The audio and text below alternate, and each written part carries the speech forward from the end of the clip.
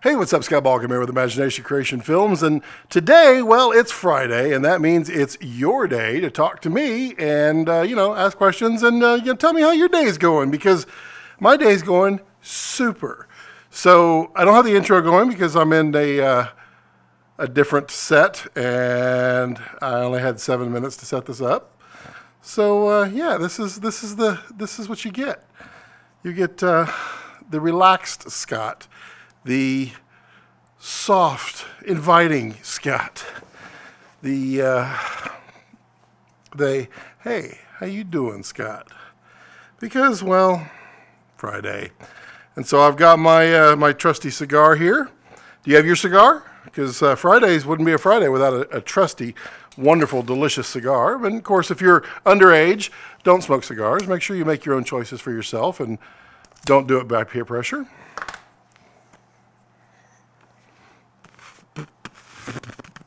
Got a nice, delicious shiner here. So lots of fun for that way. And yeah, we should be cruising here. Don't even have any drop frames yet. That is, wow, it's like a whole new world. And I have my laptop set up like right here in front of me. I'll be trying to concentrate to go this way, but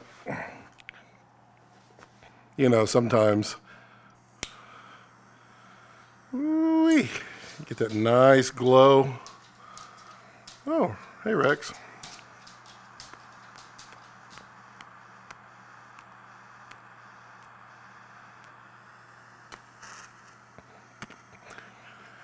I'm starting to wonder if he just doesn't like it when I live stream. Maybe it's the cigars. That's probably the live stream. So we are good to go. Friday. Got lots of stuff planned on the channel. Been working on the types of hard lighting, or the styles of hard lighting.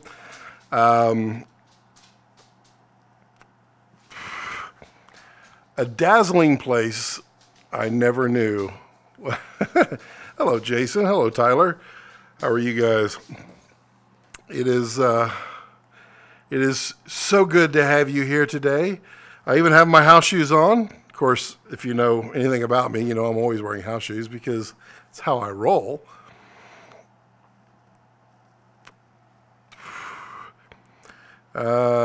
You said a whole new, oh yes. But I didn't sing it, Tyler. Singing it would have been a whole new world. Thank you very much. Now, somebody quickly auto-tune that, drop it down an octave, and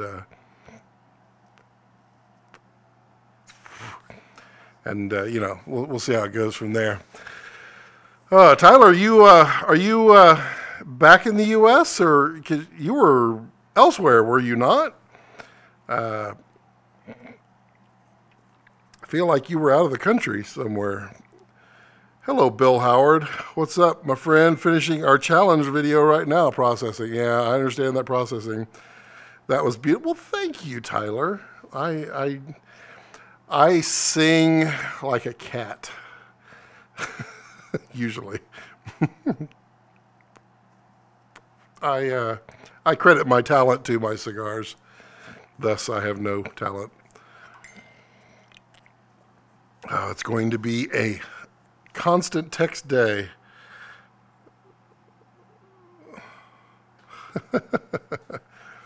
Nope, shooting a music vid in Kerrville. Oh, okay. I thought maybe you were just posting something from a previous trip, because I thought you were like Indonesia or someplace like that. Or maybe you were just tagged in something. Maybe that's what it was. I don't know. I try to keep up with current events, but you're all over the place, so it's really hard. So if you are in town, then next week, let's do lunch. Let's make that happen. Because it's time. Need any help on that music video? So let's see. Probably an old pic. Well, that happens. the thing with getting old is there's always old pics. So as you get older, my friend, you'll understand that. I I am there, way there. Did you miss me? Yes, of course I missed you, Jason. Come on, dude. This is Scott's channel. Scott misses everybody, including you, Jason. Including you. How's your world, Jason? I noticed you found that plug-in that allows you to animate all your clouds and skies in your Instagram photos. Halfway through finishing up to, well, okay. Next time, Tyler, you have anything, call me, man. If I'm not doing anything, I'll come out and just help, because that's how I like to do things. Because it's fun too. I like to help friends. Ooh, delicious beer. Got my red koozie on there, so my beer is extra high res. Let's see here. What is new out there in the world to talk about? Did y'all see that Griffin Hammond from what's that old show? Griffin Hammond is now going to be hosting the Aperture YouTube channel. So he's going to be doing his show, Indie Mogul, from that. That was just announced like 20 minutes ago, which is pretty cool. I always enjoyed Indie Mogul. It was always fun. They were one of the first, them and Film Riot and just a handful of others were one of the first ones to actually do free help out there. And I love that kind of stuff. Hey, Bertram, how are you? And Bill, how are you? Such a warmer look on the stream. Well, today it's warm, Scott. It's cold outside. We got a fresh beer and a warm cigar, so it's warmer, Scott. It's yeah, that's what we're doing. We're doing short lighting. If you didn't notice, if you've watched my previous videos, you know that my face is primarily the shadow side towards the camera, so we're short lighting today. I wanted to convey just a little different mood, Yeah, that's right. Ha! You're fine, Tyler. You just ask away, buddy. Just ask away. Man, we got a nice little quorum here. Bertram, are you gonna? I forgot what I was gonna say. Has everybody joined the challenge and working on their challenge? I know some of you, I recognize some of your names out there. Jason, are you doing the challenge, sir? The SB50 cinematography challenge with Bill Howard and myself? You should be joining that, Jason. You've got an eye for photography. It's time to take it to video, and we can help you there. In fact, I believe Bill is uploading his video 30 minutes from now. I already know that because I'm from the future. Actually, technically, I'm from the now, but I was there in the future, and he was uploading 30 minutes from now. So it should be up here in just probably about 39, 40 minutes.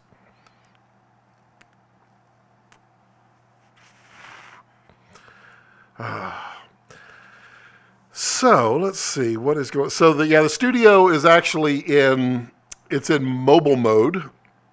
So as I promised in my hard light versus soft light, I was going to break down the different styles of hard lighting. And so I'm using this brick wall over here as my background for doing the different lighting styles, just to kind of break it up so it's not just me sitting in various places. I want to be variable. I want to be versatile for you and for me. And gosh, we're all learning every day, and every time I move something around is a chance for me to light again. So it's always good to practice that and hone in that lighting. But yeah, we've got all the tables are over here on the green screen wall. And you know what? This feels wrong. Close. There we go. There we go. Now I can hoist the colors. The but yeah, both tables are over there. I'm about to take apart the side table to put the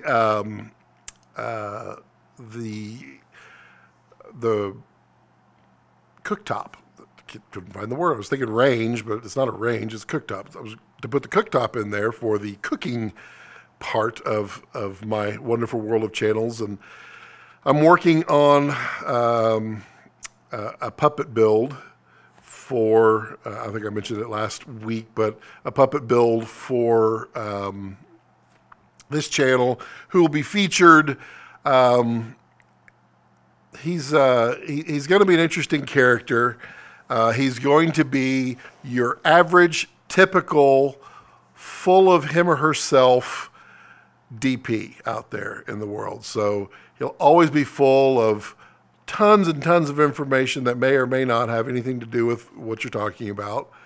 Yeah, that's. I'm just kind of letting the cat out a little bit on the live stream for you folks because I like to share. Hey, John Morgan, how are you, buddy? Where are you at right now?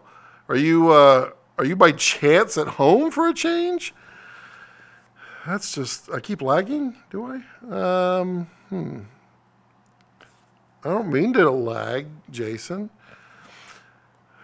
Wow, John, man, get a little bit of time with the family. That's always good. I know that now that I guess technically, well, soon to, well, no, let's see, let me rephrase that. Family time takes a lot more when there are little kids around, and let's see if I can. So my oldest daughter is going to be getting married, and she's married to a guy who has a very young son, and so technically I'll be a grandpa, not by blood, but you know when you marry that just erases. That's just not a thing anymore. So I'll be a grandpa, and so yeah, when they come to visit, it's rip roaring, run around, all kinds of fun time at Grandpa Scott's house.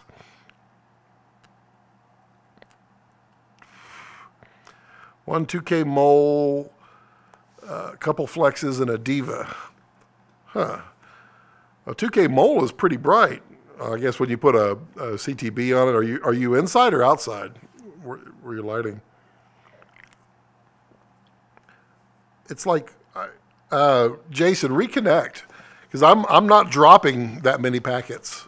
So it may be you just need to reconnect. Try that. Both inside and outside. Okay. Well, I mean, 2K is pretty powerful. I mean, nothing beats an old classic tungsten. I love those. New cable being installed, so I may be cut off without warning. You'll be a great granddad. Well, thank you, John. I appreciate that. Definitely a good like to have. Yeah, Tyler, I agree with you.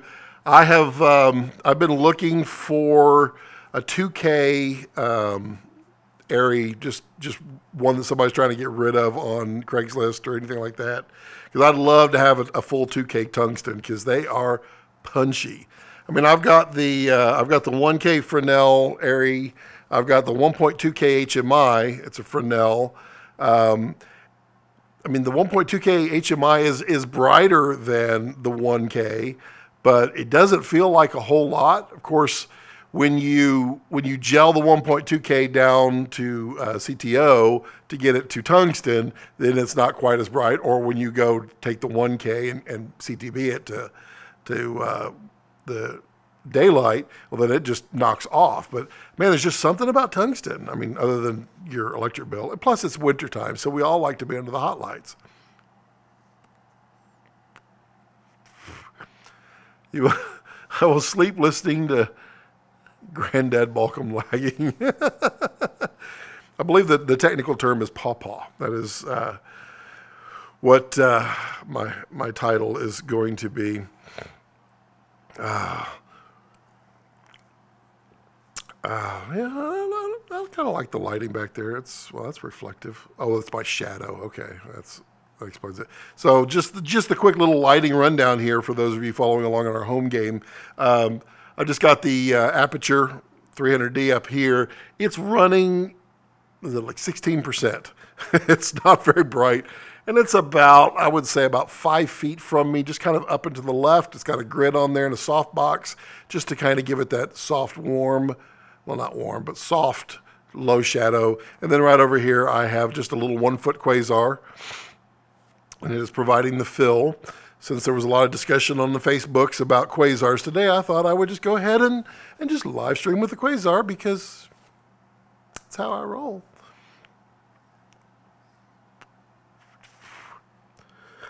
I've been using Herbert's advice and setting the camera to 28, 29, get that silvery moonlight. And for daylight, I've been gelling. Yeah, okay, yeah. Yeah, I don't think tungsten is, a lot of people said it at like 3,200. I don't think it's 3,200. I get it much closer down there to 27, 2,800 most of the time. I guess technically speaking, the older your bulb is, the dimmer it'll be, or the warmer it will be. But I like what you're doing there. Just taking it down just a little bit.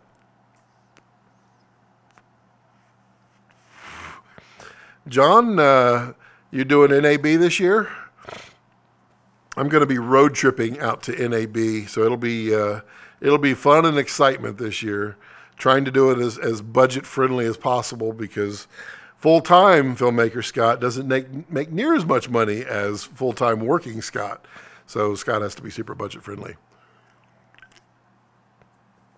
I love the silver white look rather than the blue moonlight. Yeah, that's Tyler. That's the other thing that John, drop your discount code in there.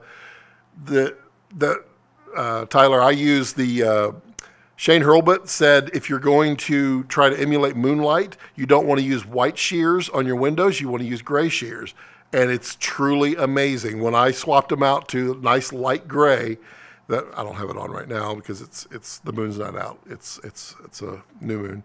It really helped sell it as a moonlight. It's kind of nice because moon is not blue, moon is gray, and I believe in that too.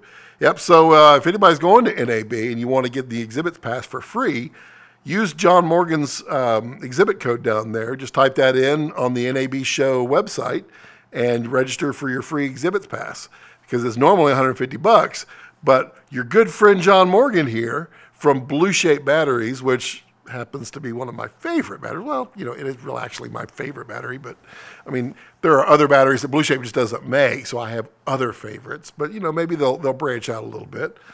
But yeah, Blue Shape Batteries, that's John Morgan. He's your U.S. ambassador for all things Blue Shape, and also just a super hell of a nice guy. But yeah, if you're going to NAB, use that discount code and get in for free. Challenge will be live at 5:30 Eastern, 4:30, 13 minutes. You need to slow that. You're actually going to have a problem. You're going to have a blip on your internet because I told everybody it would be 40 minutes before it's up, and you don't want me to be wrong. I'm just kidding. Wouldn't that be hilarious, though, if you actually did have like a problem where your machine rebooted or something and it took the full 40 minutes to upload? That'd be hilarious. Did you like my new motion picture? Yeah, Jason, I commented on that earlier. Maybe I was lagging at the time. I said, obviously, you found that new plugin, and so now you're animating all of your Instagram photos. But, Jason, talking directly to you, right? Just you and me, buddy. No one else is paying attention. You need to join the SB50 Cinematography Challenge. You need to do it. Do it. Because you're a photo guy who has a great eye. So you need to take it to the next level and start learning that video. And the SB, Scott and Bill, Cinematography Challenge is getting you challenged every single week with some new technique for shooting video. And it's, we're doing basic stuff. I mean, even today's it's really basic, although it's going to appear really advanced at first. People are going to be like, what? No, just relax, because that's not what We're not here to do anything but help you and elevate you as filmmakers. Hey, buddy, come here. Come here. Come here. Come here. Not there. Over here. Hey, over here. Come here. Over here. Hey. He's so hard-headed. Come here. Hey. Come here. Come here. There you go. There's my buddy. Hey, look at the camera. Hey, sit. Sit. He does not listen at all, but he's super happy right now. He's a good boy. He's a big horse. Hey, come here. Here's my buddy. Here's my boy. Hey, buddy. And say hi to everybody. This is Rex 709. He's my dog. Only film guys will get the Rex 709. Let's see. If I was so good, why am I not sponsored yet? You know what, Jason? Do I know? I don't know. Bertram says, Scott, video quality question, 4K 60 4208-bit versus 1080 60 422 10-bit. Is higher res of 4K better than grading possibilities I get with 422 10-bit 2K? Several answers to that, because as my no, we're not doing this, dog. My favorite answer is it depends. So are you delivering 2K or are you delivering 4K? If you're delivering 4K, obviously you want to stick to 4K. If you're delivering 2K and you need it to look extra sharp and clean, then you probably still need to shoot 4K. Are you running into problems where you're unable to push the grade? So that is something that's misconstrued out there, is people say, oh, I need the 10-bit so I can grade harder. If you're not running into problems with 420 8-bit, then you're not going to be solving anything by 10-bit other than taxing your computer, because the 10-bit 422 is more taxing on your PC or Mac. Just lay down. So, I mean, right off the bat, are you running into problems where you can't push the color grade? And usually that will show up. Your biggest problem is going to show up when you're messing with a clear blue sky. The blue jean sky, as they call it, when you run out of colors, because the sky is actually a gradient. It's a gradient of actually tens of thousands of levels of blue. But with 8-bit color, you really only have 256 shades of blue that you can apply. So it starts to do what they call banding. And you'll see this on YouTube videos a lot, where YouTube's compression, it's only 8-bit, and it really kind of like loses it in the sky. You'll see like a band of blue, a band of lighter blue, a band of even lighter blue, and a band of even lighter blue. So usually when you need to push the colors in the sky, that's when you're looking at 10-bit, so you can really get rid of that banding. However, if you're going to deliver it in 8-bit, you're kind of back to where you were. So it's things to consider before you decide one or the other. 4K is going to look better than 2K in every circumstance that I can think of. I maybe there's one, I'm just not aware of it. 10-bit is always going to look better than 8-bit. 422 is always going to look better than 420.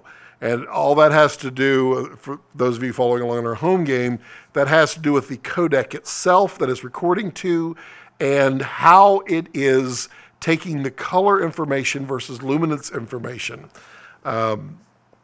Obviously, the best source would be 444. Actually, 4.4s would be the best. That gives you the highest ability. Well, it's basically raw almost, but it's not raw, but it's everything you can get. And then 422 is just a slight down. I have to go reread a little bit before I misspeak on that, because it's not really something that we think about anymore, because, I mean, there's so much more resolution now in cameras that you don't notice it as badly. So it depends. Am I dropping? No, I'm okay. So Bertram, how does that answer your question? I know that didn't exactly give you an answer, but I mean, if you give me a little more details, I can tell you. But I mean, the very first question I'm going to ask is, are you running into grading problems?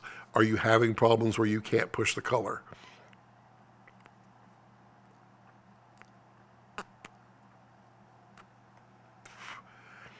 And then you're shooting 60. Okay, there you are. You're answering. Can I be your apprentice? Yes, Jason. Yes, you can. Great name. What name? Oh, yeah. Okay. Delivering 2K. Okay. I'm seeing some banding in the sky in the 8-bit 4K. Thus, I was thinking about okay. Yep. And that is the condition that you would do that. But back to your delivery. Are you delivering it to YouTube? Are you delivering it in YouTube compression, H.264? Because you're delivering it in 8-bit. And if you're delivering it 8-bit, you're going to come back to banding.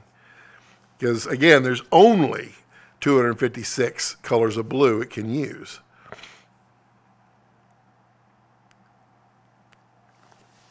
So keep that in mind as you do it. I mean, honestly, the best thing for you to do is to find out. Shoot it in 10-bit and see if it helps you or doesn't help you. See if you're getting what you thought you were going to get or not. See if you can handle the resolution loss versus the color increase. I mean, I could tell you resolution is not king. I mean, 4K looks better in my mind, 2K, but I mean, there's still films out there that were shot on DV cam, which was 480 lines of resolution, which is not even 720. It's 480i. Would you stop it? And they still look great because, you know, it's mostly about the story. And in your case, you're selling real estate, so you want it to look as good. You know, there's a little bit of everything there.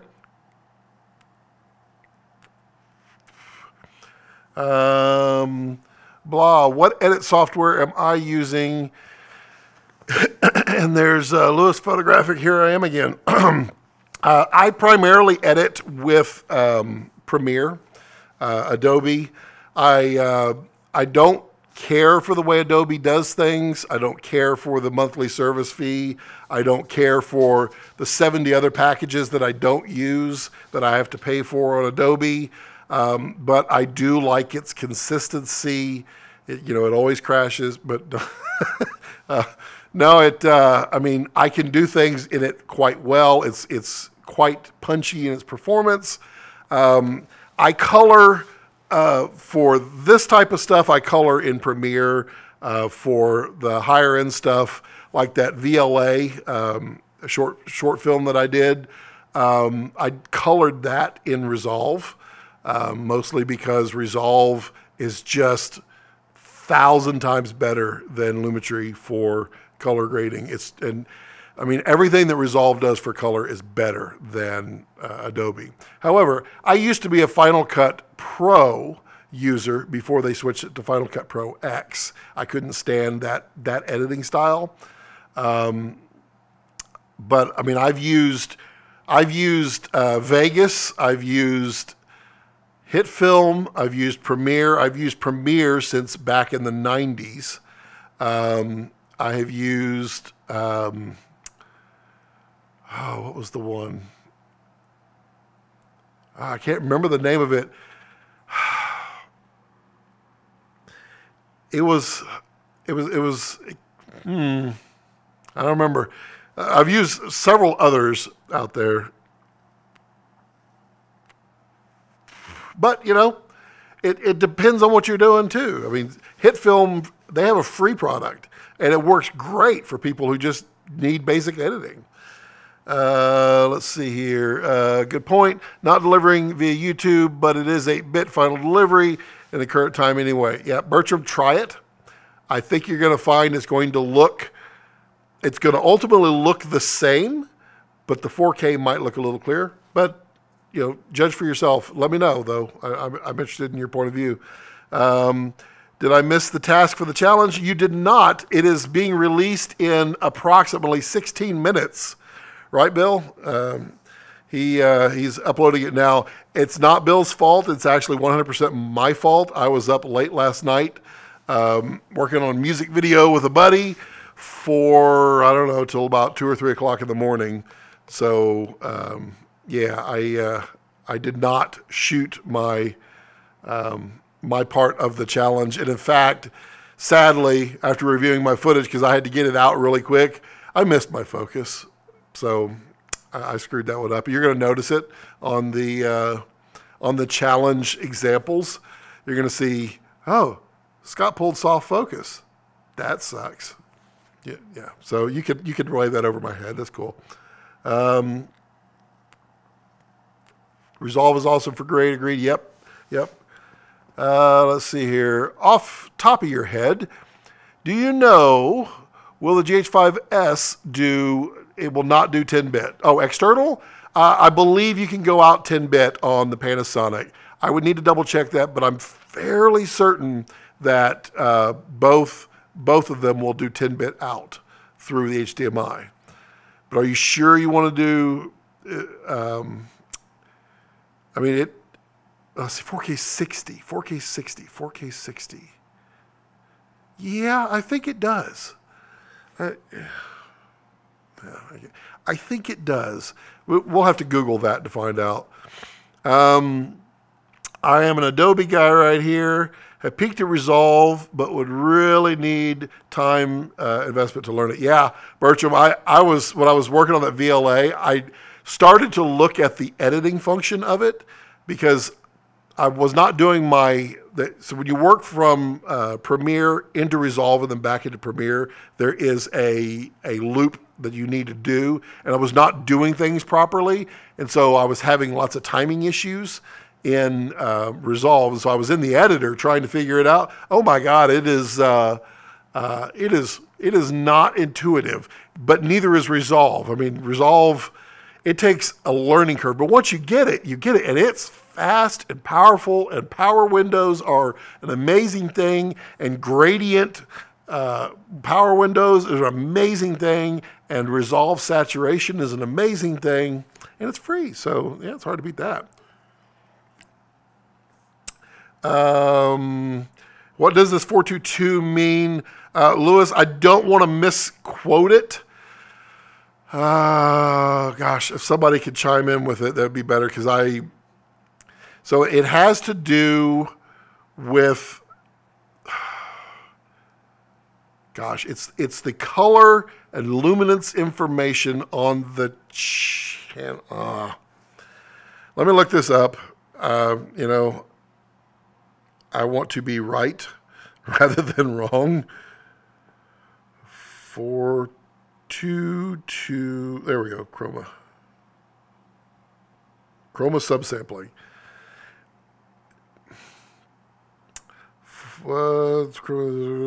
Split different aspects. I'm just looking this up. So luminance and color information. The luminance defines, okay, so first number in this case, 4, refers to the size of the sample. Okay. The two following numbers both refer to chroma. So 422 has half the chroma of 444, and 420 has a quarter of the color information available. So that's what that basically means. I'll do a video. Let me hone my skills on that. I mean, I'm not a walking wealth of knowledge when it comes to stuff that I don't use every day. Well, I'm not a walking wealth of knowledge. Let's just phrase it properly. But when it comes to that kind of stuff, I don't keep that stuff in my head.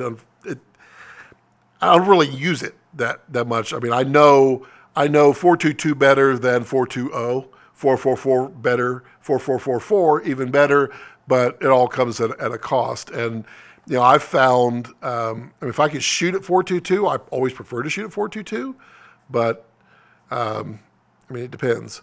Let's see here. Tyler got ahead. Talk soon. Yep. Nope. Right now, actually. Oh, there you go. Great. Looking forward. I did too. Lewis says, hello, Bill. I'm finding Resolve 15 especially is becoming great for the edit too. So nice to have everything in one program. Yeah, I mean, what they're doing is quite awesome. That they keep giving it away is pretty spectacular. Resolve, I mean, just as a color, was just amazing, and it was free. No, Rex. The fact that they're putting all this other stuff into it, it tells you that they're trying to create a solid product based on their already solid product. Now, Bill Hertzing on here, he's used Resolve for editing, and now he's using Premiere, and I'm guessing Bill had to learn it all himself. He's still using Premiere now, so I'm guessing he likes it over Resolve. What do you think, Bill? Nobody had it in iMovie. I did once. It was pretty pathetic. I'll admit. Scott, was Pinnacle Studio the software you were trying to remember? No, Pinnacle was not. I did use Pinnacle. I had a Pinnacle, was a DV300, I think was the capture card that I had, Pinnacle Micro. The one I was thinking of, so there was one called a DV Rex, and then there was another one called a DV Link. The DV Rex was a very expensive, Canopus Corporation, and DV Rex used Premiere. The other one, DV Link, it's not DV Link. I always say, want to say it has a turtle with it, but it had a different software package. But now Pinnacle Micro is hilarious because I actually, I worked with them. My first capture card, that was the DV100 was my first capture card, because the DV300 was a MPEG 2 going back. But the DV100 came with Premiere, so I was using Premiere with that. But I was using Premiere back with the Video Blaster, the Creative Labs, so that dates me. But Pinnacle, when I worked at the television station, we were replacing beta carts, and beta carts, for those who don't know, Betacam was the winning format for pretty much all news stations for video over VHS or its derivatives. And so beta carts were these giant tape robots that would load commercial carts. They were just little 30-second carts. The cartridges are basically tapes, and it would load them in, and that's where it would play all the commercials. So it had like 5 machines in there, and so it would load up and queue all these up, and that would play your commercials. And then when they switched to digital, they had to go to a digital format. So the Pinnacle Micros were, I installed their, oh gosh, I've got a picture of it somewhere. It's something serve. Ad serve, something like that. But it was a digital distribution of commercials for television. And it was just a big storage array is what it was.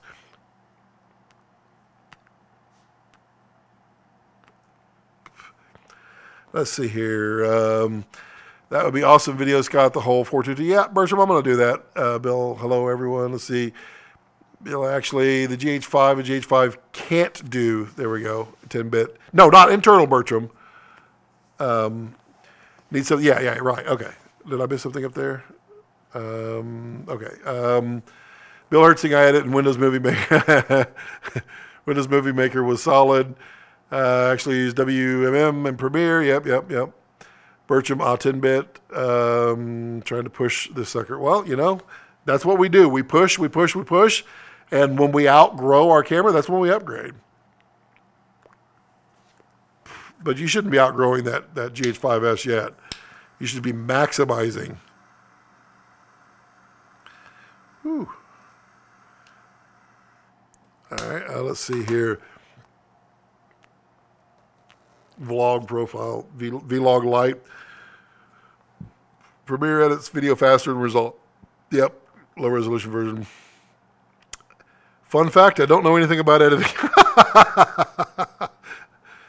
Yep, when shooting 10-bit, I do. With 8-bit, honestly, log wasn't getting me much. So, Bertram, did you learn how to expose log in the GH5 and the GH5S? It is tricky. and it's not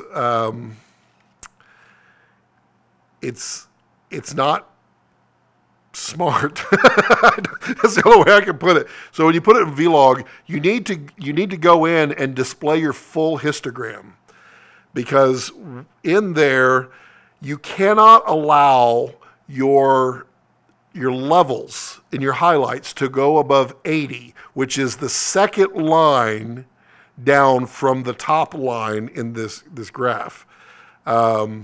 You also don't want it to go below 20%, which is the bottom line above the bold bottom line. Anything that goes below 20 is noise. It's just noise. Anything that goes above 80, and it's actually 82, I believe, is the actual clip, it is hard clipped, and it is gone forever. So when you pull up that histogram, don't use the little level meter. Use the full-on histogram waveforms, yeah, and keep it below 80, and then you can do anything you want to with that grade. It is quite amazing. If you blow it out one way or the other, I mean, you can go back and look at some of my earlier videos, like when I first got the GH5, and the colors are all weird, mostly because I was not exposing it properly and trying to compensate for it. And then I was trying to find a look for this channel and never really settled on any look. So, I mean, each one of them is a little bit different because I was just trying to do it. But it wasn't till maybe 6 months ago that I figured it out. And then, oh, magic. Yeah, waveforms. That's yeah, histogram. Wait.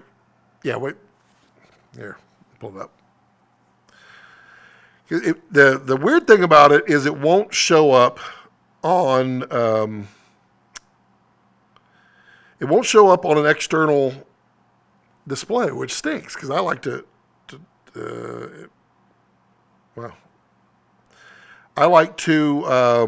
use an external monitor a lot when I'm like shooting around in here. Yeah, so let's see if I can.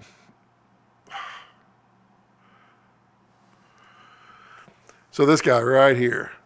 Oh, we're not going to get the focus. Oh, this sucks. Well, it's overblown. That's the waveform, yes. So use the waveform. And then, unfortunately, I can't show it here, but see there's a top line and then there's two down. Don't go above the two. And then there's a bottom line and then there's one above. Don't go above the one. And that will change the way your GH5 shoots, big time.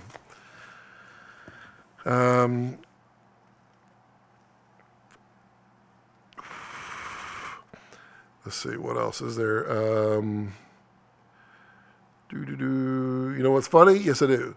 Those photographic me neither. I'll tell it. That is great info. Thanks. I was really close, but wasn't examining the waveform that closely. I will know. Yeah, it's an eye opener. And honestly, I have no idea why they did that. Why in the world they did, but it is Vlog Lite. It's not actually full Panasonic Vlog, so maybe they had to.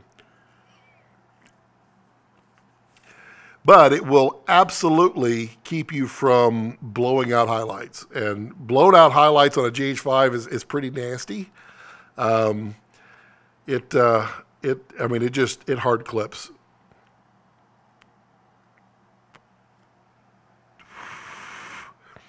Let's see here. You need a whiteboard to draw out things so we can see from your screen. Yeah, I really would like to have a large TV just behind me so I can just kind of put that stuff up. But I'm so mobile around in here, moving things around, constantly doing things all over the place that, I mean, it's just another thing for me to have to get and push around. I just, I don't want to deal with more stuff. I mean, wow. We have our biggest audience yet, and welcome everybody. If those of you who aren't saying hello, feel free to say hello and join the chat. Or if you're just lurking to see if Scott says something wrong, welcome. Let's see. A week ago, I made a school project about lighting of a person in films and different camera movements. So the same we do in the, there we go. Perfect.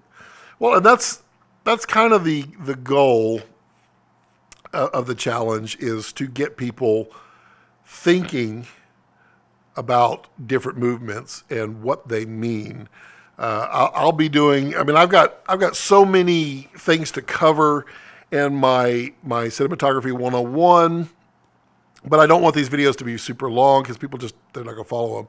And one of them I want to talk about is subtext and mood and serving your story with the mood and with colors, with the grade, all of that, because that can do so much service and disservice to your short. And that's the SB50 challenge, is to get you thinking about what is your camera, how is that going to serve your story, what movement is going to best convey. And this was Shane Hurlbut that had talked about one movie that he shot where, when this person was going through a rough and troubled time, that they always went handheld. And so they kind of give just a little bit of movement to her as she moves around, because they wanted to, under the under treatments that you don't think about it, consciously, it's all subconscious, that things are off, things are just a little bit wrong, they're ragged and constantly moving. When she got her act together, they switched over to a movie and got nice and smooth shots. And that is interesting. Also, David Fincher, the movie where he kills his wife, I'm horrible with names. That movie, same thing. When the tables turn in that movie, I'm not going to give it away. Pay attention to the camera movement and the lighting. When someone is at fault in the movie, their camera movements, their lighting, all serve that mood.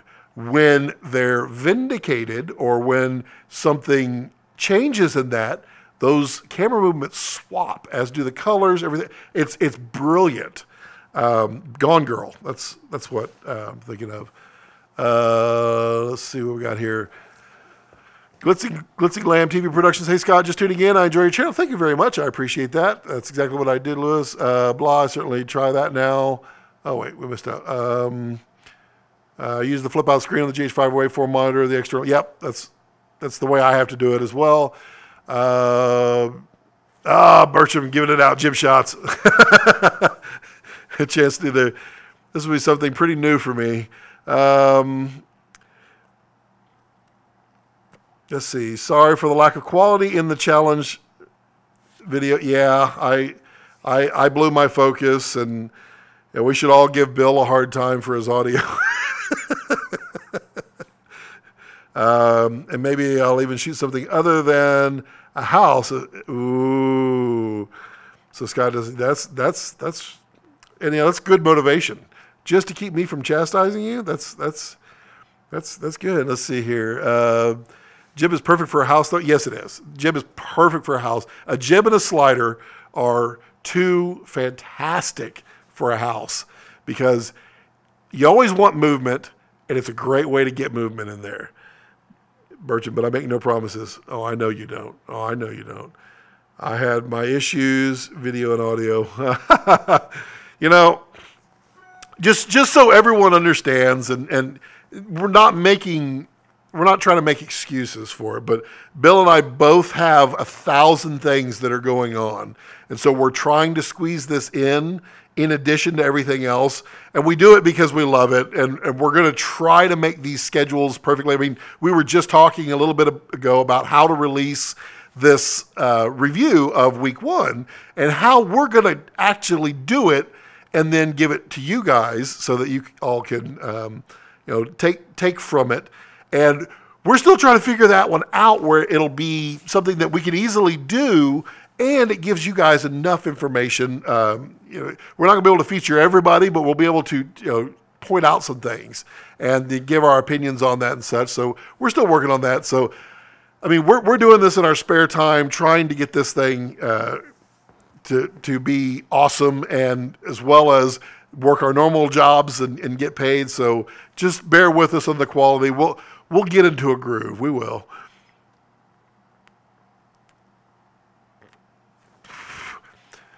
Yep, blah. Yep, slider. That may or may not be next week's challenge. I don't know. There's a few ideas there. Let's see here. See. Hey, I've done tracking shots sitting in a wheelchair. Yeah.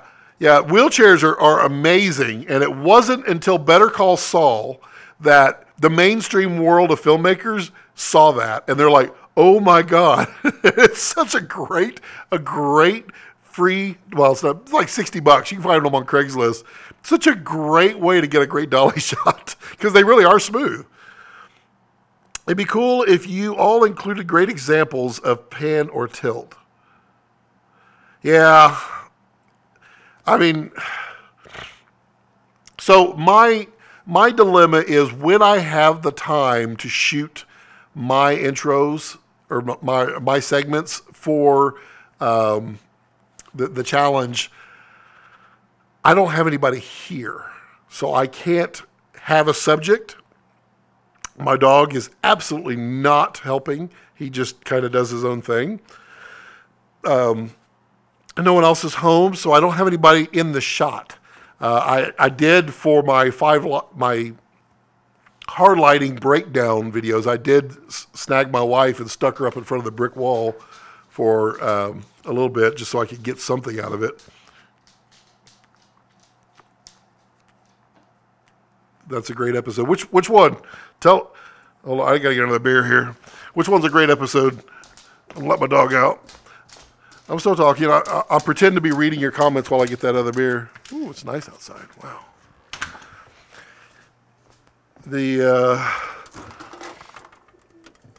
Yum, yum, yum.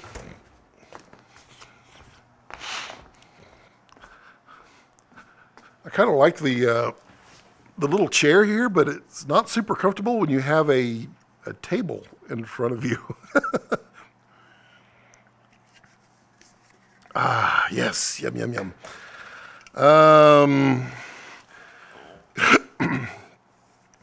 We have, I have to build something to realize the jib shot.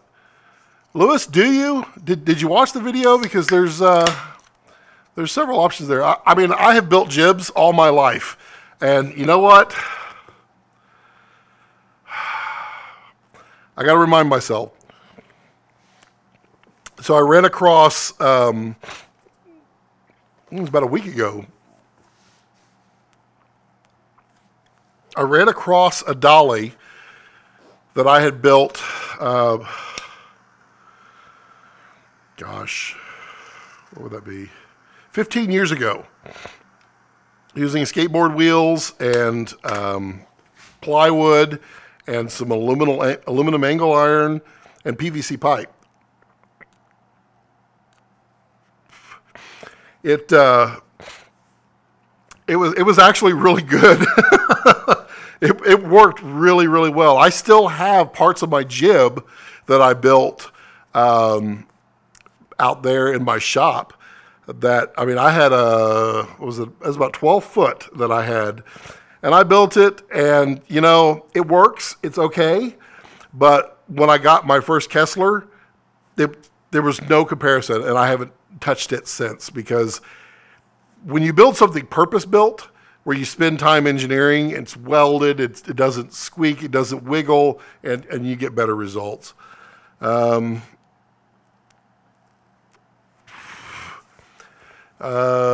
Tried to contain myself to not buy a jib just for the challenge. Don't do it. I do not want to be responsible for people having to spend money. That is not my goal. And I want to use this for the thumbnail. That is not my intentions. And I believe, unless Bill edited that out, I clearly stated that in my edit. Let's see here. Bill, did you edit that out? Or Slippin' Jimmy. Yes, Slippin' Jimmy. Exactly. I don't want to miss something from the live stream. We'll watch it later. There you go, Lewis. I appreciate that. It has been a really lively chat. I'm enjoying this. I love how we grow.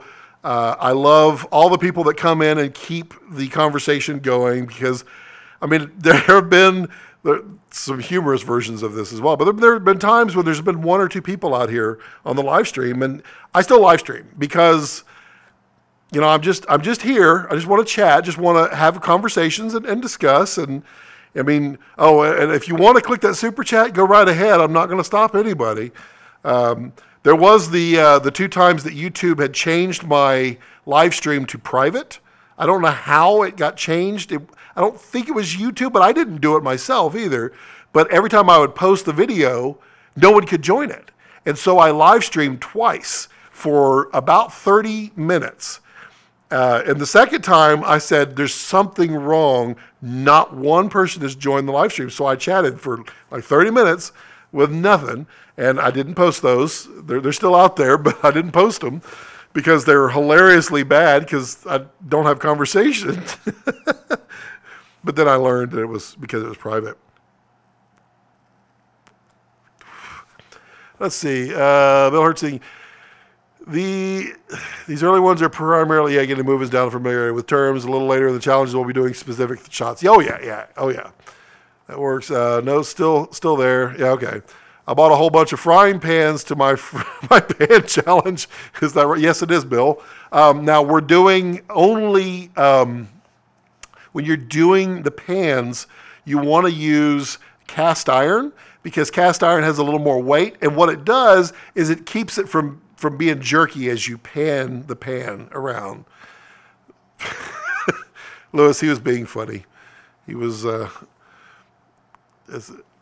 there's a lot of jokes in there, but don't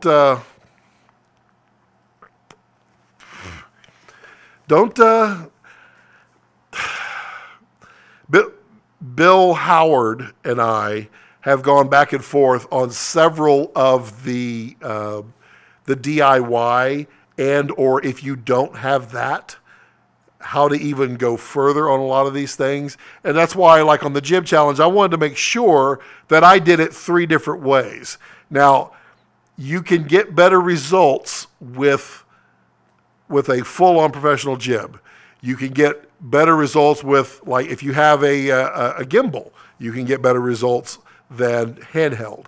But if you don't have those, if you practice that handheld, if you practice that tripod, the focus was off, so that didn't look great. But if you practice that, it will do amazing things. And you know, I would tell anybody, if you were going to spend money on anything, and I'm not telling you to, but if you're going to, first thing you want to buy is a good tripod with a good fluid video head. Now, that doesn't mean thousands of dollars.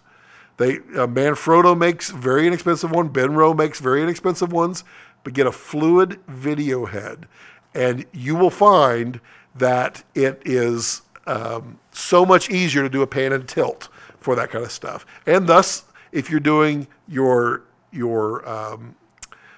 jib move, then it's going to be more fluid as well. And I do understand that many of you are photographers out there doing this challenge, and I'm not telling you to go buy that stuff. Unless you start getting into video, then you're going to want to switch to a video head for that reason. Let's see here. Drones, yeah, drones are great. Are you and Bill Howard near each other, old buddies? Just wondering how this came about. Bill Howard and I are not buddies. No, no, Bill Howard and I are not close to each other. He is in South Carolina, I think. Is that right? Yeah, well, yeah. Bill actually tried to get me to do a challenge with him before, and I think I was just so busy that I couldn't do it.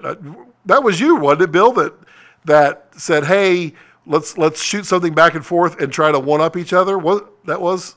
It's got to be. I'm trying to remember because my memory fades back to North Carolina. Same thing, Carolina. Yeah, okay. So, yeah. So, I mean, Bill's been prodding me to do this for a while, and it's a great idea. It just took us conversing back and forth a little bit, getting to know each other, and realizing that we both have very similar styles of talking and doing things. Our humor levels are the same. We both like Sprinter vans. You know, we're just kind of cool. So we're internet buddies. Now the other Bill that's on here, Bill Hertzing, he and I are buddies, and we go way back to like the 8th grade. So there's 2 Bills on here, and I try to differentiate the 2. They're both Bill H's, which makes it just even more fun.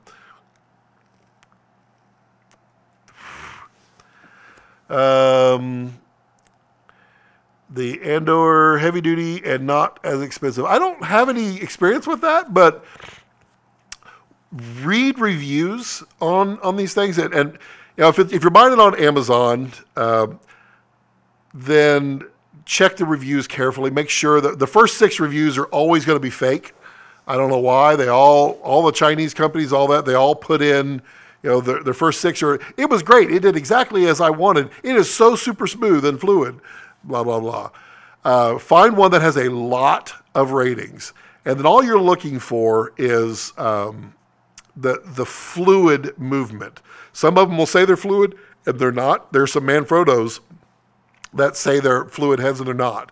They're fixing that actually now, and they're moving towards all fluid.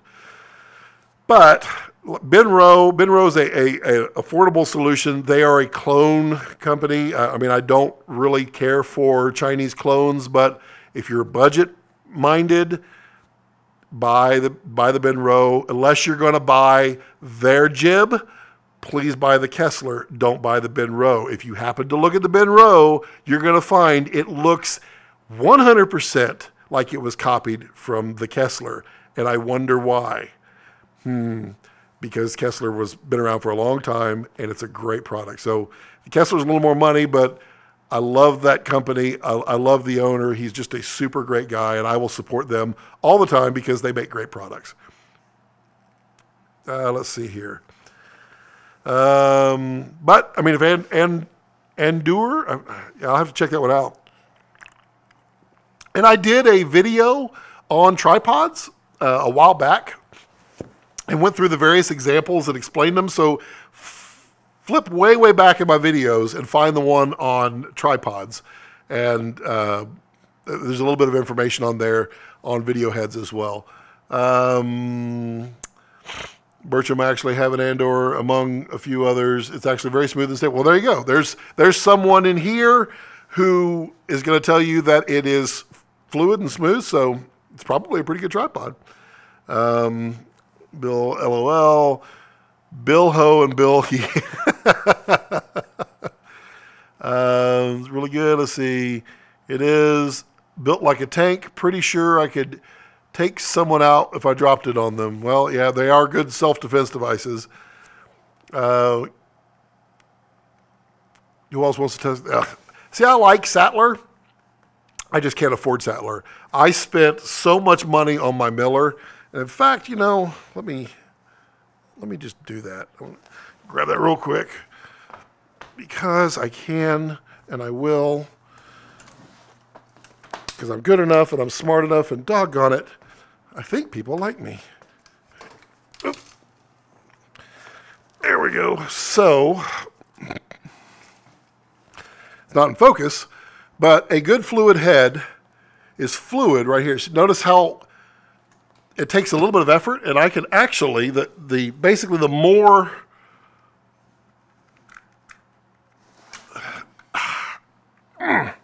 the more expensive they are, the heavier they're built, and the more settings they'll have inside for grip. And it's basically like it's a clutch like a car, and it's tightening up against fluid and discs in there. So this one, when I set it on high, I mean, I cannot move it fast because it is designed to, set this down over here. It is designed to be a really solid fluid head. And when you put like heavy weight on there, when I put like the Red on there or any of the heavy rigged cameras, then you can get that beautiful slow pan or that tilt. And Another thing that when we talk about later on the cinematography challenge, talking about the different lenses and using zoom or not, the more you are zoomed in, the more you're going to need a stable and more firm tripod, because what happens is you get little, is the term perturbations? Is that you get little jitters as your hand is moving it, and you can see that mostly when you're using like a photo head and you're trying to pan it smoothly. It's not designed to pan smoothly; it's designed to just pan and lock. So you kind of feel that jitter as it happens, and that's where the fluid comes in. Let's see here. Bill Howard Bertram. Actually, Scott had a skill set I wanted to learn, and that's why I approached him. Who else wants to learn? Let's see here. Also, Scott, need to talk about the Eclipse as well. How many of you sold now? So I've sold 4 shots so far of it. If anybody is, I'm just going to pit myself here for a moment. If anybody is interested in any of signed autograph stills from any of my travels or the recent Super Blood Wolf Moon, I got some great shots of that, and I'm only selling 20 of each photo, hand signed. Well, of course it's hand signed, but it's autographed and numbered, and they're $25. If you go to the Imagination Creation Films group, or not group, the page, the like page, then you can see a store on there, and just feel free to browse, and you might even see one of me with my cigar while I was in a rainforest in Oregon. And then there's the Super Blood Wolf Moon. Bill also took some fantastic stills of that Blood Wolf Moon, so if you like Bill's, buy his.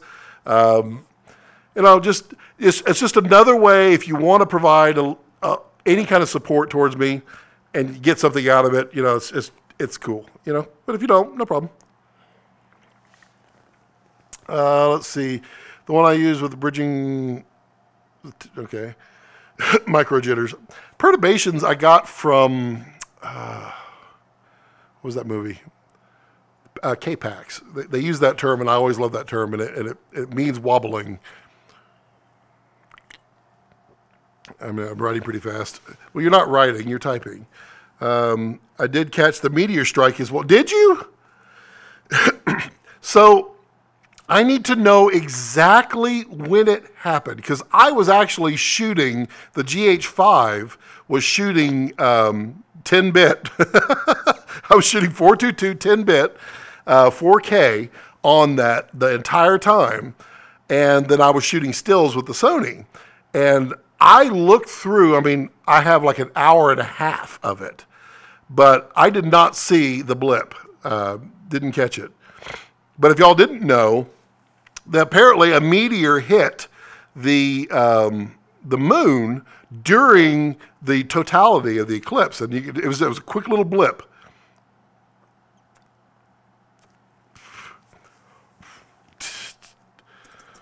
$41 Eastern, got it. All right, I'm going to look at it. Because the only example I saw out there, the guy had the moon upside down. Maybe he was in a different part of the world, but I don't think that works that way. So I'll go back and look at it, because I've got all that footage, and it actually looks really good. The GH5 did a great job. I had, here, I'll just pull it up right here.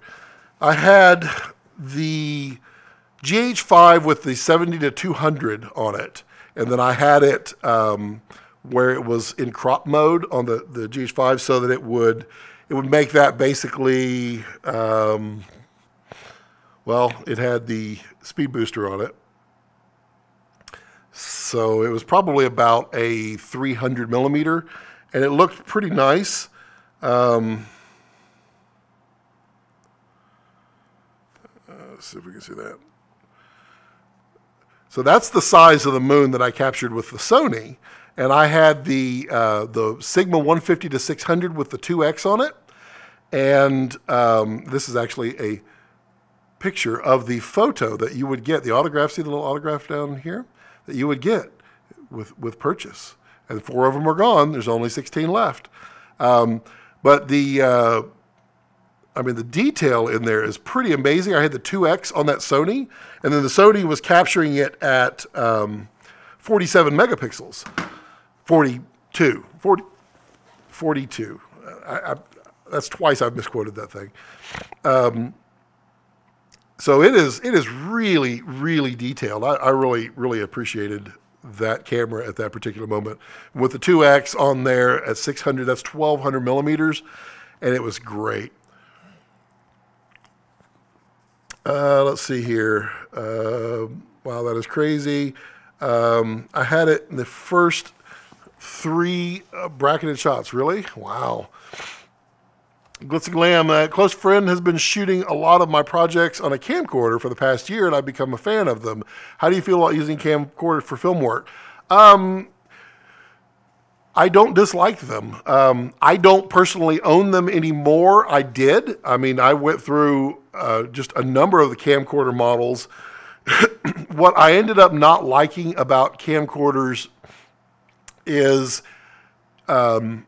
you are stuck with the lens that's there. And so that, I mean, as long as it meets your needs, there's no problem. And the camcorders of today are far better than the camcorders of yesterday. So even still, I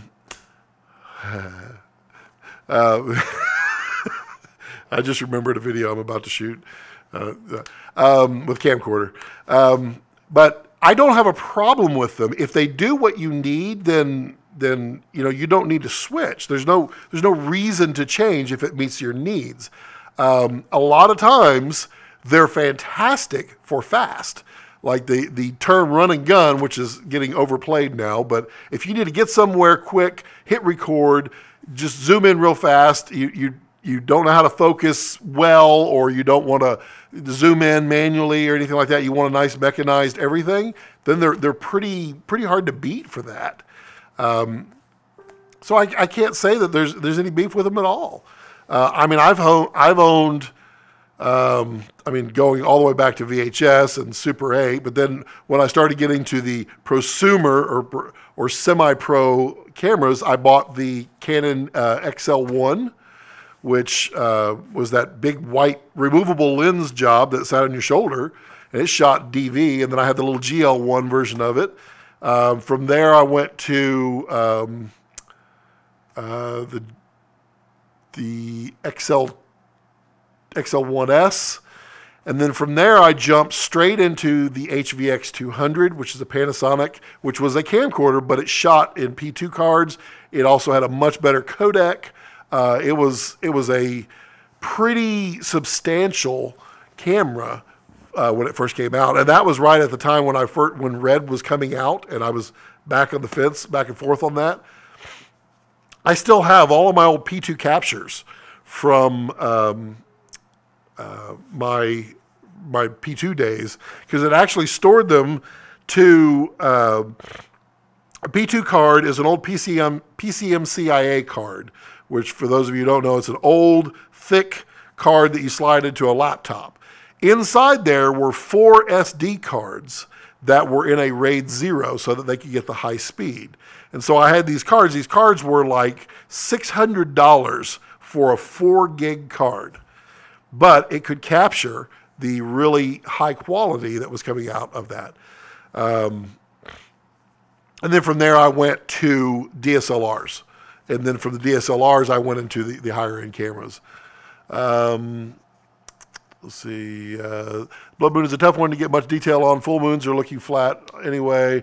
Dark and red and orange tint. Yeah, it was wild. They all look exactly the same to me. They were either in focus or out of focus.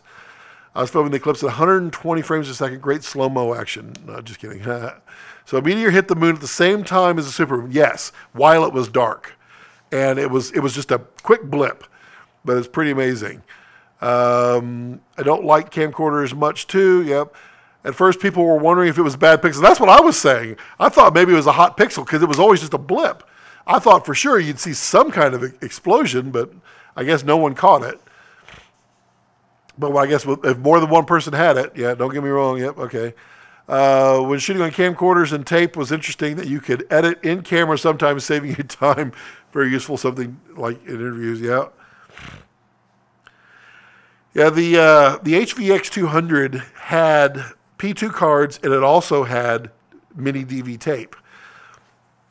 You could not record HD to the tape. You could only record SD. So it was basically the DVX 100, which was their mini DV original. It was the first one that amateur filmmakers were flocking to because it actually had 24 frames a second progressive capture, which is, it's the holy grail of filmmaking, to emulate film. Whereas the XL1 Canon had it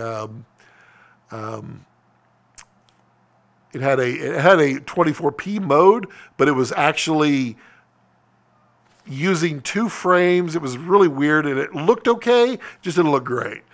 Nowadays, that's all a thing of the past. So, I mean, almost any camcorder will let you record in 24p because it's all digital now, so it's super easy. So, I mean, really, camcorders, I don't have a problem with them. But I am going to shoot a video on camcorder because I want people to understand you can still tell a story with, it doesn't have to be a high-end camera. Let's see. So, guys, it's pretty late in the European country. Now I am watching the challenge and saying goodbye. Well, good night. Have a good evening. Let's see. Thanks for your input. A lot of people online throw around the poor light capabilities, and since most of my work is studio with good lighting, that isn't an issue. Yep. A lot of lack of flexibility due to fixed lens is an understandable argument. Yeah, and the only reason the low light problems are because they're usually using very, very small sensors in there. They'll use anywhere from 1/4 of an inch CMOS chip, which is that big. Sometimes they'll use a 2/3. Like the Canon, was it the XC10 or XC20 now? It actually has a 1-inch chip, now micro four thirds. You're not going to find a micro four thirds in a, well, maybe you are, because isn't that Panasonic, the red one, I think it's the DVX 200 now. It's the digital version. I think it is a micro four thirds in there. But yeah, I mean, the camera needs to suit your purpose. It needs to serve your. If you don't have the option of changing out cameras all the time, then the camera is not going to suit your story. You're going to make your story suit your camera, or the best you can. It needs to serve your shooting requirements. So if you're shooting in low light and your camcorder can't do low light, it's not going to be a great choice for you. But if it, like you say, you're in a studio and you're doing it, I mean, that's just fine. I mean, there's lots of studios out there that like live stream. I know like Tech TV, not Tech TV. What's his name? Bill Herzig and I, we went visited him in California. He does the live show Twit. He's on Twit. But their whole studio with all the different cameras for their live streams and all that, they're all camcorders because, I mean, they work. There's no reason to change otherwise. Who was that, Bill? Who's that Twit TV is Leo Laporte. That's who it is. Yeah, Leo Laporte. We went over there and visited with him, and yeah, we did the little whole studio tour, and it was just all camcorders. It was cool. Let's see here. So who's got questions? Anybody got any questions? Happy to answer more questions. Love chatting. It's Friday. It's fun day. We got a lot of people in the chat here. We're still doing good. Not dropping too many frames. Fire off some questions. Let's do lightning round. Let's open this thing up. Oh, I'm wearing my Matthews Studio shirt today. So if you like Matthews grip gear, yep, good stuff. Let's see. What is going on? My little Nixie tubes clock back there. Everyone went silent. All at the same time. Maybe that's just it. Maybe my live stream should last exactly as long as I have a cigar. And when the cigar is out, I'm out. Who's my favorite filmmaker? Ooh. Well, I mean, filmmaker's a tough one because you don't really, like when you get into the higher end stuff, you have a director, you have a DP, you have all that kind of stuff. I'm a big fan of David Fincher. I'm a big fan of Spielberg. I think they are brilliant in the way that they do everything. Spielberg, to me, I've mentioned this one before, he just has a way to extract the most amount of story in a single scene through movement, dialogue, camera movement, anything and everything. It's just amazing. The Fincher, to me, Fincher is so good at telling twisty kind of stories and deceiving you visually and using camera movements and using lighting to motivate that deception. I think that is just awesome. I mean, I like you're getting me to name names, and I can't name names off the top of my head, but the Sixth Sense guy did Signs. I love his mind. I love some of his movies. Some of them I don't care for, but he has that great mindset. To me, his stories are better than his directing, but his stories are his stories suck you in and then twist it on you. And when that twists, I love a movie that twists like that. Netflix, overrated, cheap content, or entertaining? Depends. There is some stuff on Netflix that is amazing. I mean, really some good stuff on Netflix. And then there's some crappy stuff. Visually, I'm a fan of Fincher and Wes Anderson. I like Wes Anderson. I don't like everything that Wes does, but I love how elementary he is, how basics cinematography 101 he is for the way he visually shows everything. But then his storytelling, which is more matter of fact, it's kind of hilarious, but he's really good at selling his story visually through his set design and the colors that he uses.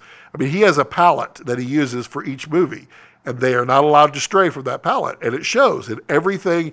Like the Grand Budapest Hotel is one of my favorite Wes Andersons, and it is visually stunning. And it's also hilarious at how funny, how it looks in some scenes. I mean, it's kind of like Monty Python in some scenes, but it serves that story so well because they're always quirky stories. Let's see here. Signs was underrated. Yeah, I agree with that. My son's a huge fan of Wes Anderson's style. Yeah, there's the Seth Worley. He had stated something once in a movie or not movie. He stated it in some video that he's a big fan of Wes Anderson, but he dislikes every person who tries to be Wes Anderson. And there's truth to that because I don't know if anybody could pull off a Wes Anderson like Wes Anderson does. And I don't see very many people that succeed in doing that. And I think you just got to find your own style. Be influenced by others, but find your own style. And honestly, the fight scenes from Daredevil series on Netflix are extraordinarily well done. I haven't watched that one yet. I did start watching Narcos. I originally did not want to watch it because it was subtitled, and that really makes me angry because I don't like to take my eyes off the visuals. But it's actually pretty good. Narcos Mexico, I think it is. That was really good. Let's see here. Cuba and the Cameraman is actually a very good friend or very good doc on Netflix. Not a fan of their series though. Generally have forced narratives. Yeah.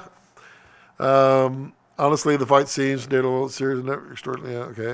I recently watched a docu on Citizen Kane. The camera stuff and visuals that Orson Welles came up with way back was amazing. Yeah, Bertram, there's a guy that does on YouTube, he does director breakdowns. And maybe it's on Vimeo, actually. And he does like 4 or 5 10-minute episodes on each director.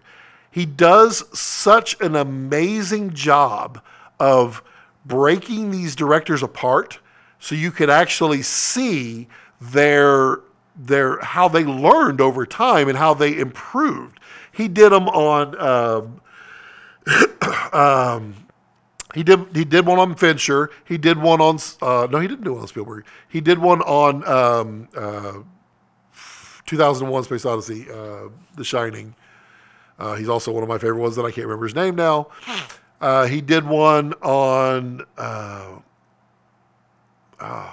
I think he's done like 6 Boogie Nights. Who was that? That one. He did one on each one of those. So he starts off, and he also did one with the Citizen Kane was in there as well, showing how that evolved and how that applied later on to other cinema. It's great. And then how other directors do throwbacks to old styles. Let's see here. Theoretical Eyes, lighting was amazing. Yeah, it was. If you think of what channel, yeah, let me look that up here. David Fincher, Stanley Kubrick. Yeah, Stanley Kubrick is fantastic. David Fincher, director.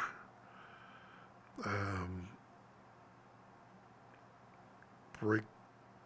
I don't think that's what it was. I'm pretty sure it's on Vimeo. It's not that one.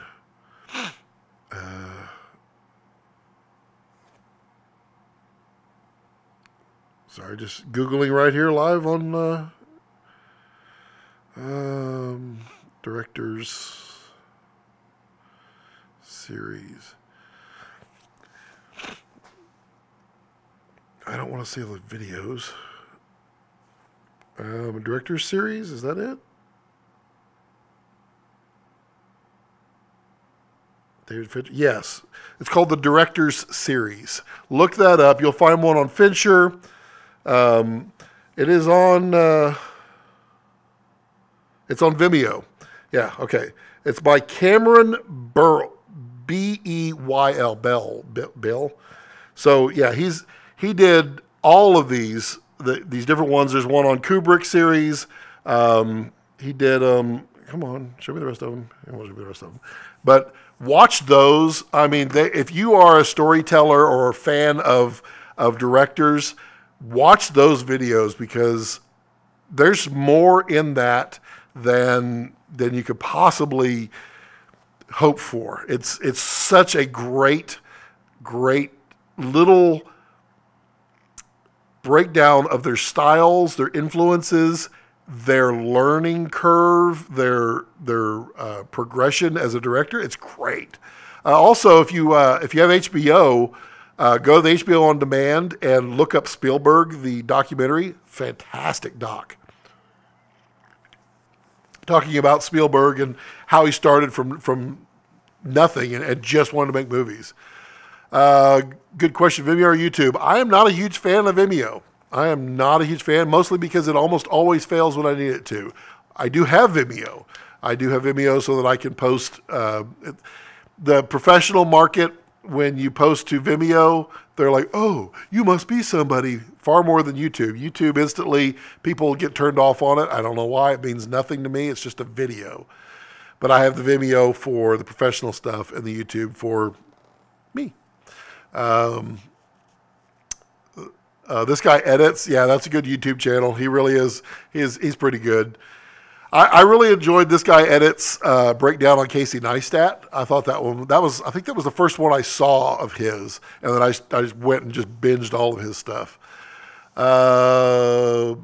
You broke up when you said who that was. I'm sorry. It's called The Director's Series by Cameron Beyl. It's on Vimeo.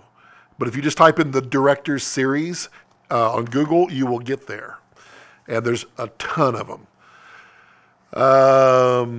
Yeah, Bill just said Casey Neistat's.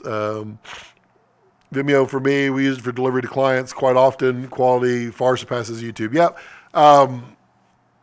Yeah, and you can download easily on Vimeo, and you can use password protecting. That's really good for that. YouTube is good for what it is. A free service for anyone to upload. Yep, that is very true. Vimeo never loads. That's kind of my beef. Whenever I need Vimeo, it's not there for me. So I have to throw complaints out there for that. And Vimeo, quite honestly, has had their struggles. They don't know what they are. They don't know what to do. Let's see here. Where are we at? We still got a full house here, so yeah, keep throwing questions. Keep throwing the questions out there, because I'm happy to. Wow, my audio's distorting a little bit, isn't it? I'm happy to answer them. That's what I'm here for. Just a little time with Grandpa Scott and his Nixie tube clock back here. Anybody drink scotch? I don't drink scotch. I need to learn. I have a lot of scotch. I need to just learn how to sip and relax. Let's see. What else is going on? Just kind of looking around, just see if there's anything to chat about. Music. I've been writing a lot of music lately. I don't know. What do you think I should upload any of my music to this channel, or should I do a separate channel? I always feel like my channel is my channel to do what as I please, but everyone says don't destroy your channel by switching topics, or don't, that kind of thing. But I want to grow one channel. I don't want to grow 6 channels. I don't want to have all these different things. I kind of break it up into playlists, but I don't know. What do y'all think? Favorite for documentary? I don't have a favorite for documentary. I watch a lot of docs now. I would say the last 3 years, I've consumed every doc I can get my hands on. I don't have a favorite. I couldn't pull one out. Bertram, great. Glad you hung out with us. Have a great evening there, sir. Scotch by Scotch. Yeah, I could do Scotch. Just do Scotch. If I could ever get fast enough internet, I would have so many people on this channel. I have so many friends that I just want to get them answering questions for everybody, and just need faster internets. My download seems to be okay lately, but my upload is just not awesome. Just write music or something like that in the thumbnail. People can decide if they click or not. Yeah, okay. Prefer bourbon. Wouldn't refuse a glass of scotch. How do you drink your bourbon? Do you drink it neat, or do you drink it over a ball of ice? How are you doing? Bourbon is typically drank neat, if I'm not mistaken. Is that right?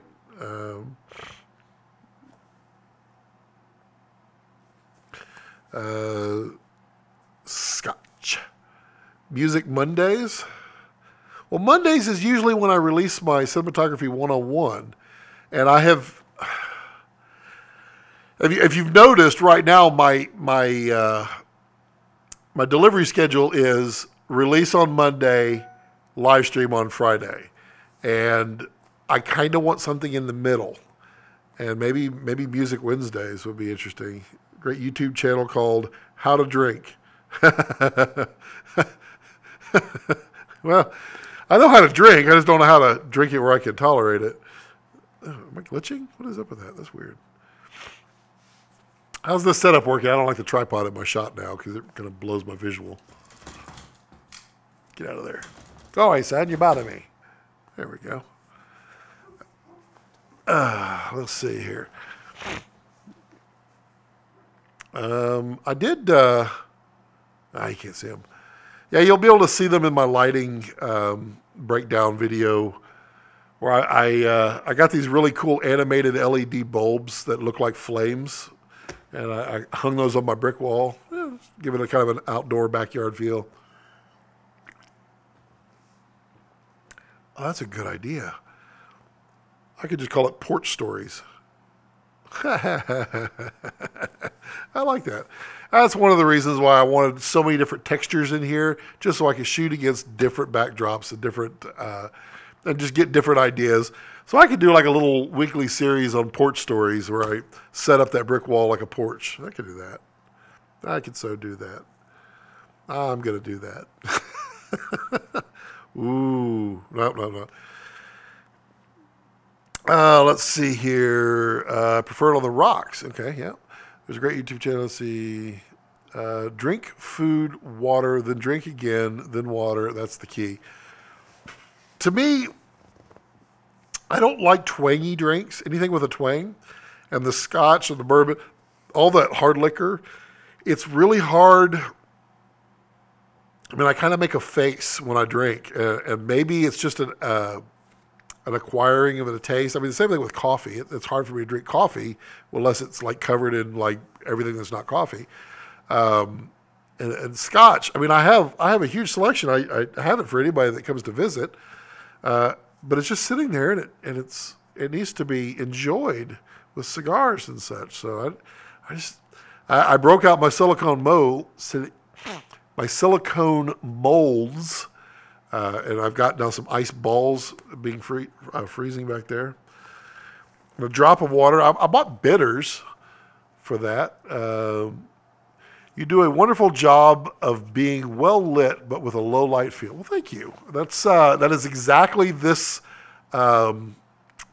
this feeling. This feeling right here was supposed to be just you and me, just kind of hanging out, just lounging, just enjoying an adult beverage and a cigar, and just chit chatting. And it's more of like a grandma's lamp, but I mean, just sitting back in grandma's house, and that was what this feel was, and that's what this half of the wall is for, is to provide that kind of scene, brick wall.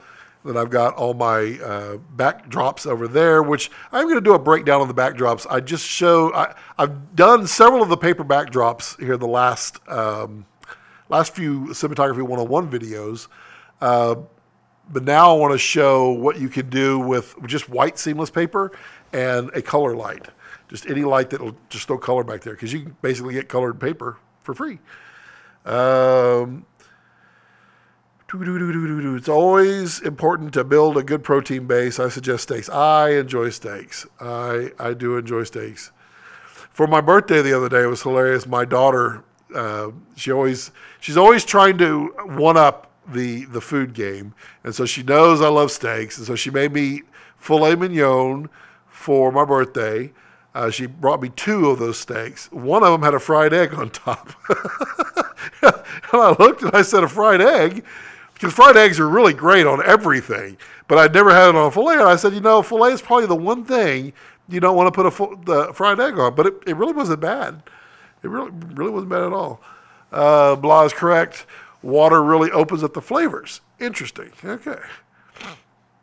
You're good at what you do, Scott. I've watched a couple of your videos here and there, but I've finally subscribed though tonight. Yay! Thank you, Glitz and Glam. I appreciate that.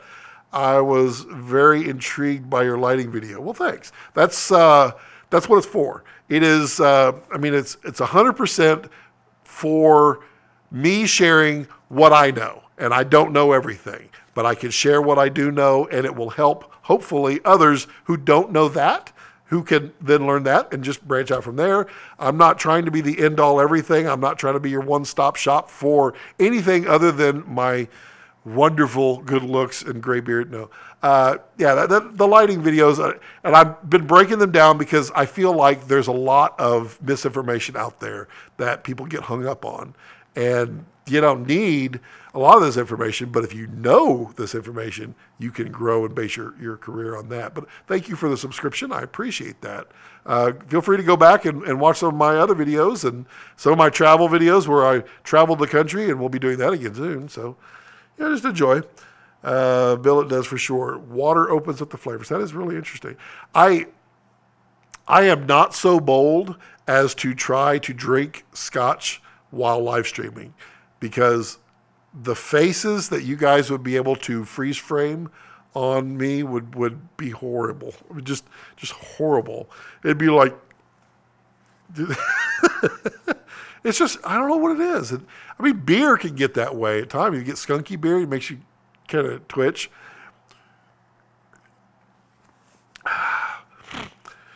But like Bill Howard, you guys do that moonshine, don't you? That white lightning? Isn't that what y'all do in North Carolina, or is that South Carolina that mostly does that?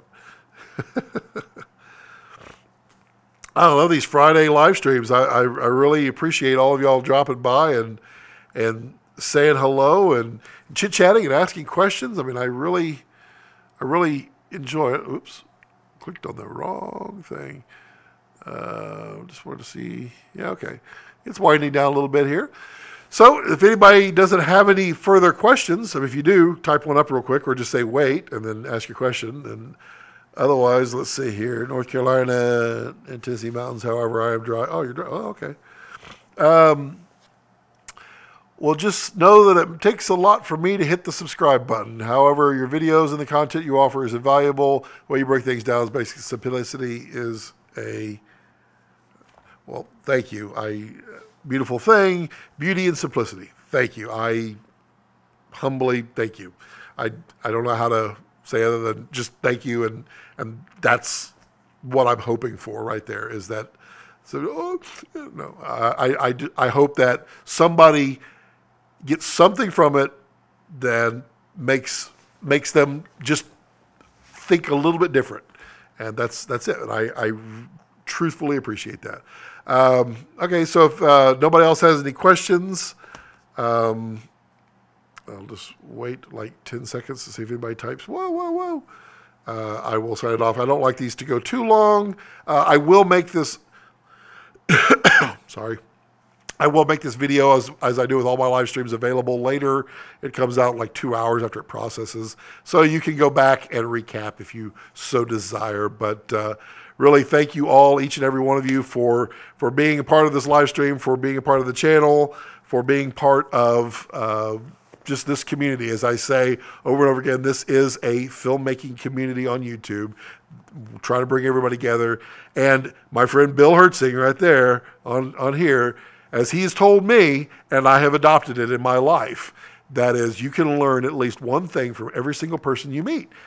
And we can learn from each other. Every single one of us is going to learn. So, as always, if you have any questions or comments, do feel free to put those in the comment section down below. I do try to read and respond to each and every one, even if it's just to say thank you. I do have a Patreon if you want to support me that way. I appreciate each and every one of my Patreon supporters. Follow me on all social medias at Scott Balkum. Also, if you're interested in any of those photographic prints, go to the Imagination Creation Films page, and there's a shop on there, and you can browse and purchase there if you so desire. Don't forget to subscribe if you haven't already. Glitz and Glam, thank you so much for your subscription today. Is there anything else No, I think that's about it, other than the way I like to leave it, which is don't let your passions center around your life. Let your life center around your passions.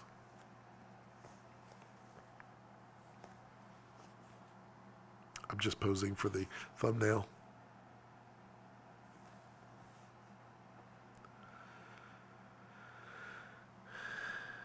Good night, everybody. Thanks for coming out.